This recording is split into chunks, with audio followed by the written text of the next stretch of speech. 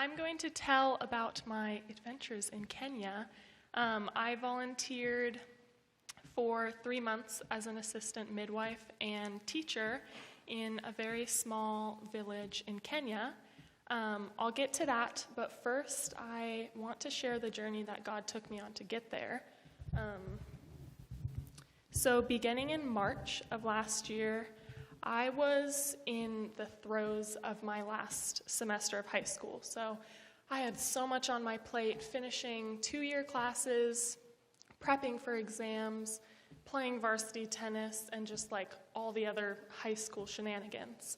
And so I was very stressed. And on top of that, I had just submitted my college applications in January, and decisions were starting to roll into my inbox of whether I got into those colleges. And so this was very overwhelming. I'm a big planner, and I love planning my future in depth. And so I have multiple 10-year life plans, just always on hand, maybe 5 years. And so all of these 10-year plans, which there's many, they involved going straight to college in fall. And so I was banking on getting these acceptances and choosing which college to go to. At the time, I was receiving these college letters, and they started coming in one at a time, and each one read, "After much consideration, we regret to inform you that we do not have a spot in our class of 2028 for you." And now I had prayed a lot about college. I'd asked God to shut any doors He didn't want me to walk through. And I trusted Him, but I was offended. Like, my college applications looked so good. Like, what was I missing? And so it was very disappointing. And I floundered in feelings of inadequacy. And I felt like all that I had worked for in college, or in high school, was, how do I fix this? Thank you. No, I'm just going to keep talking. All that I had worked for in high school was not enough to give me the future that I had planned for myself. My future plans were shaken up. I didn't know what I was going to do. Thank you.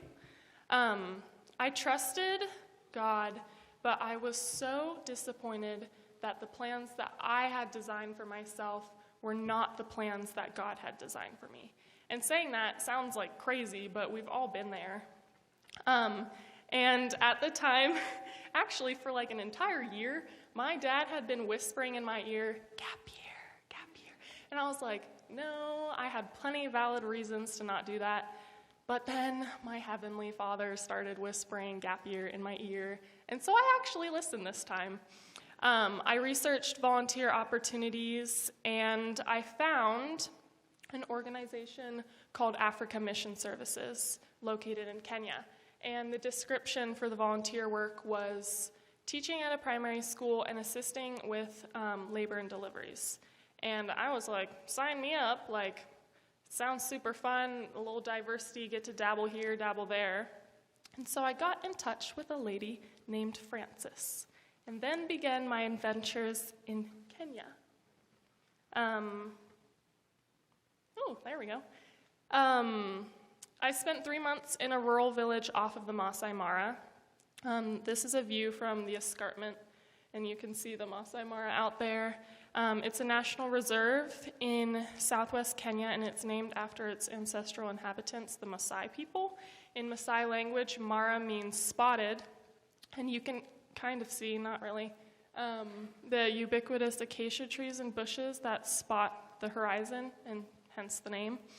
The Maasai are a tribe of people in Kenya and Tanzania, and they're commonly recognized by their bright clothing and their beaded jewelry, and they dance like this with their heads. They have a lot of other prominent features as well. They're pretty well known because of all this. It's on here. One of the highlights of this region, of course, is the wildlife. Lots of cool animals. People were so surprised when I told them that there were no zebras in Oregon, so that was really fun for me. This is Engos leucinon. Don't know the population. What? No, it's this one. Yeah. Don't know the population, very small village. It's off a dirt road that goes between two cities. Because most of the population are Maasai, it's a community of herders and farmers, so lots of crops, goats, cattle, chickens. Other than the dirt road, it is incredibly green. They get a lot of rain. It's right on the equator, so instead of like summer, fall, and those seasons, they have short rains and long rains. And I was there for the short rain season, so it would rain for like an hour or two every single evening. Very lush and green. This is the lovely clinic that I worked and lived at. I lived on the second floor. It's a women's health and childbirth center. It was opened in June of 2024, so pretty brand new. And it was such a beautiful blessing to the community because they have over 50 births per month at this clinic, and people from all the neighboring villages come to get health care. It was built by Africa Mission Services. This is Frances and her family on the right side. She has lived with her family in Engos for over 14 years and has just committed her entire life to helping this community. And so she's the vice president of Africa Mission Services, and they are involved with the clinic and with a neighboring primary school and a neighboring girls' high school. Fran was like my second mom, and she was very involved with us volunteers, and I just love her. Everyone in the community recognizes her, knows who she is, and they always say, "Oh, Fran has done so much for our community. She's one of us." So she's amazing. Oh, that was me with her kids. They're really cute. This is Viviana. She is a 26-year-old from Texas. She was there with me for the first month, also volunteering. She did clinic office work, and so we would teach together, but then go our separate ways at the clinic. It was really nice to have someone else there with me as I settled in, but it was very sad to say goodbye after a month. We had a lot of fun. So, this is the primary school that we taught at. Every morning, we would go teach. This was next door to the clinic, so we just had to walk. There were 2 kindergarten and preschool classrooms in the photo. They had no resources, nothing on the walls. They didn't give the students any papers or worksheets, really, or anything. And so the kids each had one notebook that they had passed down from their siblings, so it was like writing in between pages from their siblings in like 6th grade. So it was hard without resources, and they would share pencils.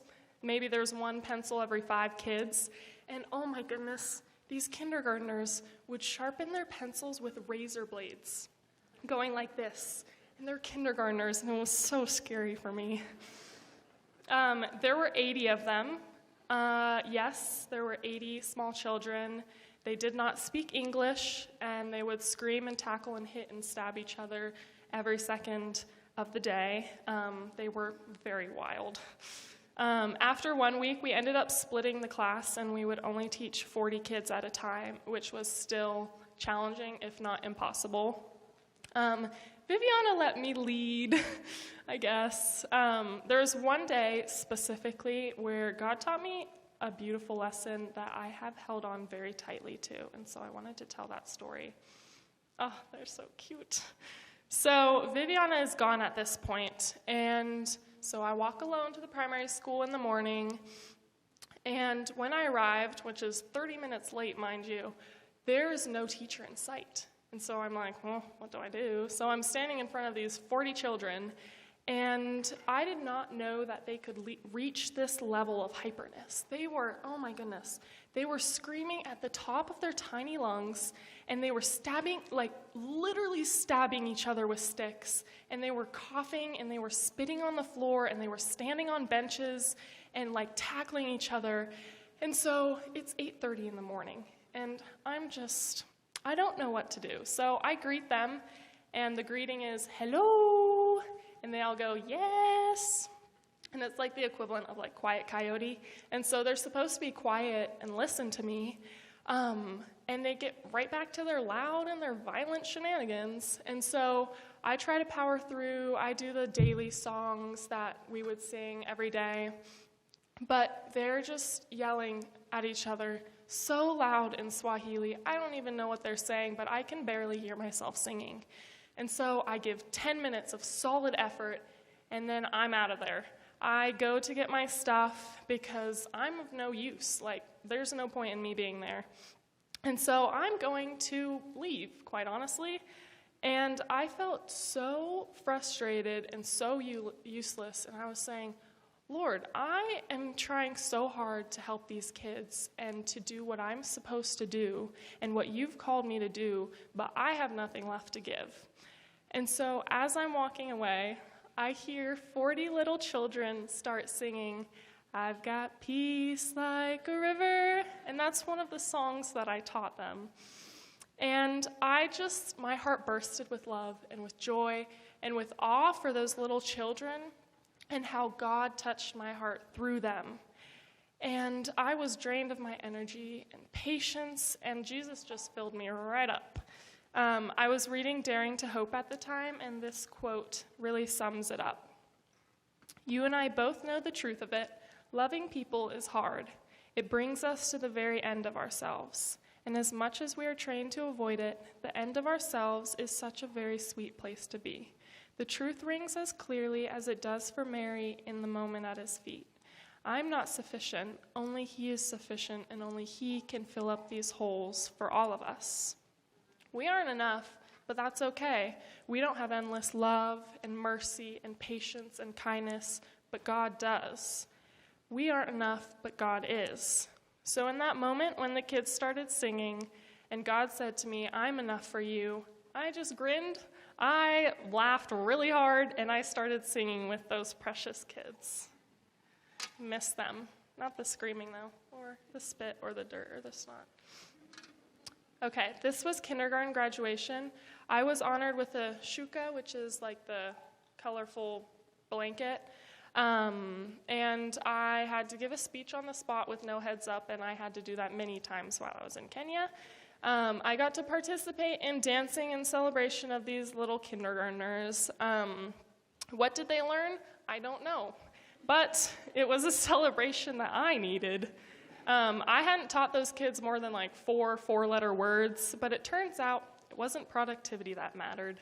It wasn't all about what I had accomplished. Another quote, slowly I was beginning to understand that it wasn't my productivity that God desired, it was my heart. It wasn't my ministry God loved, it was me. God is glorified when we give him our hearts, give him ourselves, and faithfully do the right thing in front of us, no matter how small or trivial.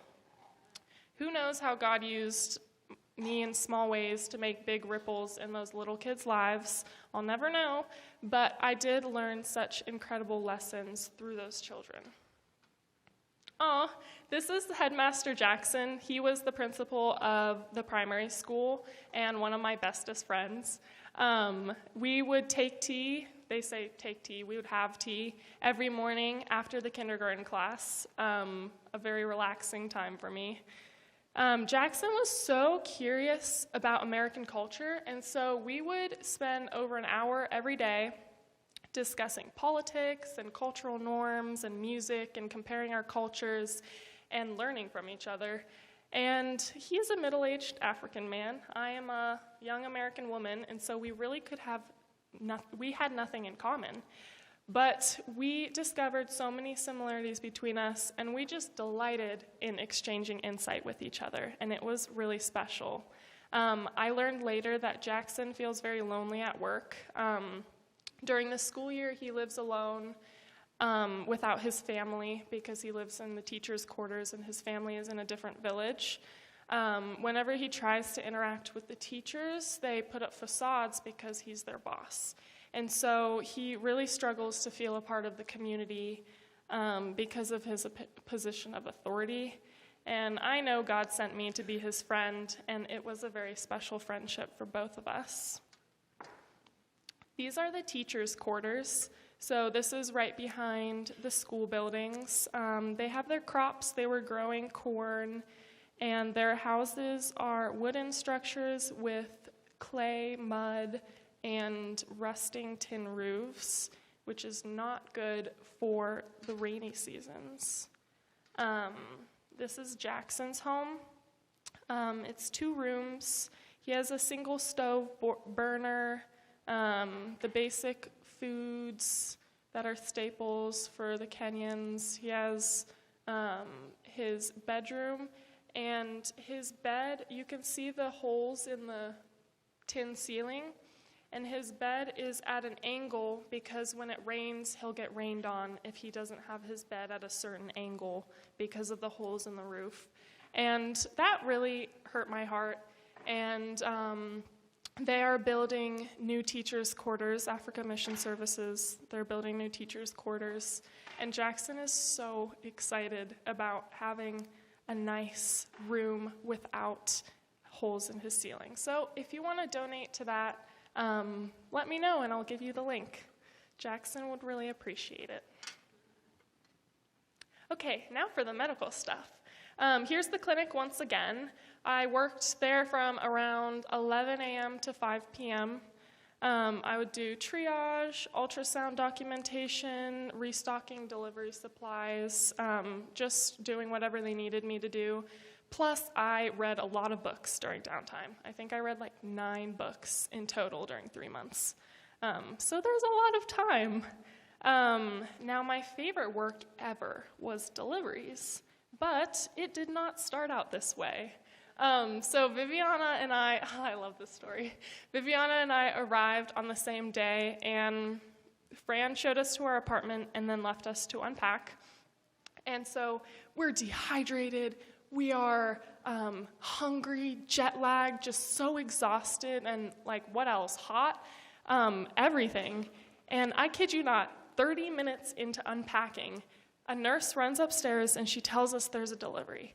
And I want to say, no, thank you, but this is what I signed up for. And so Viviana and I run downstairs, and we glove up and we stand to watch the delivery. Viviana had seen 2 or 3 deliveries, but this was my first. It was quick, no complications, and I just stood there and watched, and I was like, oh my gosh, what did I just witness?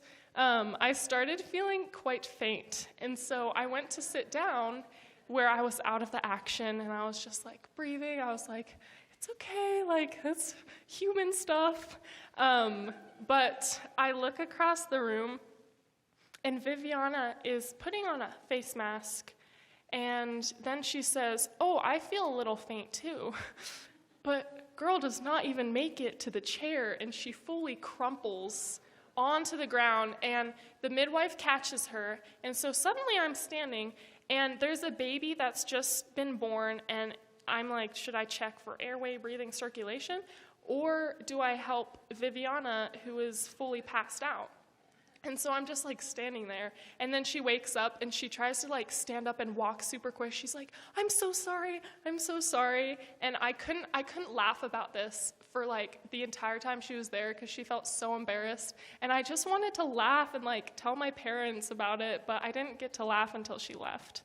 But the whole time I was laughing, and the midwife was laughing too, and so it was really crazy, and I was not excited to do any deliveries after that. But I knew I would get used to it. I was just like, dang it, this is so hard. Why did I sign up for it? But it turns out I did get used to it.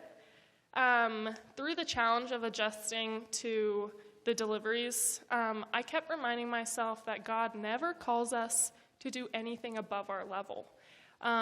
He asks us to do really hard things that we think we're incapable of doing, but if we are incapable, he provides the rest. And so if we give him our hearts and our time and really everything we have, he provides the rest. And there's no growth in familiarity and comfort. Ooh, I have a verse with this too. Zechariah 13:9 says, And I will bring the third part through the fire and refine them as silver is refined, and test them as gold is tested. And they will call on my name, and I will answer them. I will say, 'These are my people,' and they will say, 'The Lord is my God.'" I'm going to go back to this. Oh, not that one. So I would take night call 2 days a week, and this was a great opportunity for me to get used to deliveries, because when I'm woken up in the middle of the night, I can't really process the shock, and so I do a lot better. And so I have a weird increased tolerance, I don't know. But I got used to deliveries, and I started to learn my role. I got to prep the post-delivery shots for the mom. What else did I do? I wrapped the baby. I got to choose the clothes, and that was really fun. I also got to be extra hands for the midwife, handing tools and stuff. And I got to say, "Karibu Kenya Mutoto" to the little babies, which means "Welcome to Kenya, little one." So that was really special. And there was one night on call that I remember vividly. And there was a delivery at 10:30 and a delivery at 2:30. But here's the kicker. We didn't have power for the last 3 days. And so it's the middle of the night, and we're using dim flashlights so that the midwife has enough light to work. And the baby had to be wrapped in multiple thick blankets because the radiant warmer had no power. And I was like, oh my goodness, this is the craziest experience ever. And if that baby needed supplemental oxygen or something, we would have been plumb out of luck. So lucky the baby was okay. But it really does not get crazier than delivering babies in the night with no power in Kenya. This is the only baby I got a photo with. I don't know why, but I helped with over 20 births while I was there, and it was one of the most human experiences ever, and it was just so, so cool. Also a little cultural tidbit. So you can always tell if a woman in labor is Maasai or not based on how loud she is. Because if the woman is silent and stoic, she is Maasai because it's taboo to express physical pain in their culture. And so they are raised to bear pain silently because it's seen as a weakness. So that was super interesting. Oh, we already did that. These are the kids that lived at the clinic, so they're the kids of all of the midwives and staff. And every time, the first time I saw them too, they would just hug me and hold my hand, and they would touch my hair, and they just stranger danger does not exist. And they were so, so sweet, and they filled my love cup up. This is me with one of the teacher's children. The child did not like me. You can't really see her face, but she's crying and she wants to punch me. But this is William. William was one of the midwives, I think, or nurse, I don't know. He was qualified. But he was one of my favorite people. His wife was Eva, who I went on call with and spent the most time with. And they just were so kind to me. They taught me Swahili. They would practice it with me. I taught him a little bit of French. He hated it and would just say, "This is so hard. This is so hard." And they invited me to dinner one time and cooked me the local food. And I sat there for 2 hours trying to eat an entire plate of chicken. And I'm vegetarian. And so that was so hard, but I told them I eat chicken, so it was my fault. We all teared up saying goodbye, and we all still text over WhatsApp. Ooh, this is Kensington Hall. So Viviana and I taught a computer science class here twice a week, and it's a girls' school. I think they have about 200 girls, and this is so cool because just recently, Fran just texted me this week. 42 out of 54 of their senior students scored high enough to go to university. And that's incredible because this is a tiny, tiny village school, and they're ranking as high as the city schools. And so God has really blessed them, and they were so special. I went to church there. It was a group of about 20 girls that would do a service together, and they all had like their roles as like elders and stuff, and it was very formal. They would feed me lunch, and it was, that looks like, oh gosh, what was that? Beans and maize, and it was so delicious. I was like, oh my goodness, I'll eat this every day, and it's very filling, so they're getting fed well. I had a lot of fun taking care of myself. Viviana and I would take motorcycles places, but once she left, I was training for a race, and so I would just run places or walk, because everything was within 5 miles. We would go to the market, get our food. I don't think I spent more than $4 a week on food, and I ate 3 full meals a day, so I had a lot of fun cooking and not spending money. And I did eat dead maggots one time, and if you want to know about that, you can ask me. The region was so incredibly beautiful, and I just love sunsets. I love clouds, and so God was just giving me little sweet notes all the time with the sunsets and clouds. Most of these are from my kitchen window or a run. I think the one on the right is from a run. I got to go to the coast of Kenya, which we don't hear about. It's super tropical and beautiful. I met up with 6 student missionaries from Adventist schools that were also in Kenya at a different place. And so it was really nice to hang out with people my age. We went and rode camels. I went scuba diving. This is a run. I did a marathon relay race, so I did 12.5K, and so that's what I was running for the whole time. And it was nice to have a little physical challenge because I was being challenged in all other ways the entire rest of the time. So met some really cool people doing that. I got to go on a couple safaris. This one was with Viviana. That's on the border of Tanzania. I prayed for a rhino, and I saw a rhino, so that was awesome. And then my dad came for the last few days I was there, and we flew out together, and we also went on a safari and saw baby lion cubs. Oh my goodness. Okay, now I'm going to conclude. So during and after this experience, I was really reflecting on how I would have never had this opportunity if I hadn't gotten rejected from all of those colleges. And at the time, it was so disappointing, but that time of disappointment led to one of the most beautiful experiences I've ever had.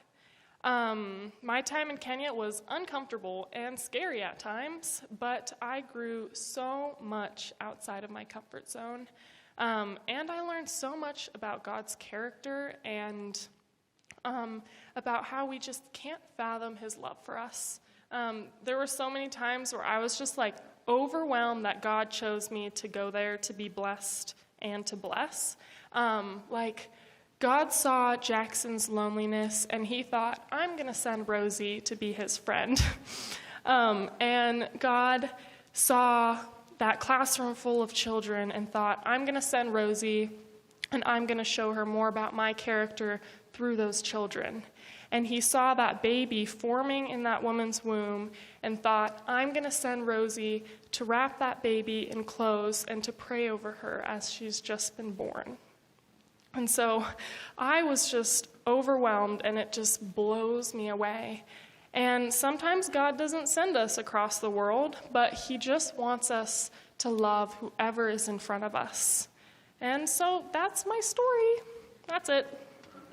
Dear Heavenly Father, thank you so much for this beautiful day, and thank you for all the people here. Thank you so much that I got to share some of my experiences, and please help all of the people in this room know that you have such a special plan for each of us, and you have jobs that you've had in the making for all of eternity just for us. And so help us to remember that, and help us to remember that you always provide and that you make us enough. Thank you. In Jesus' name, amen. And I have lots of more stories, and so if you want to know more, I love talking about it, so just come up to me and ask me if I was okay after I ate those maggots.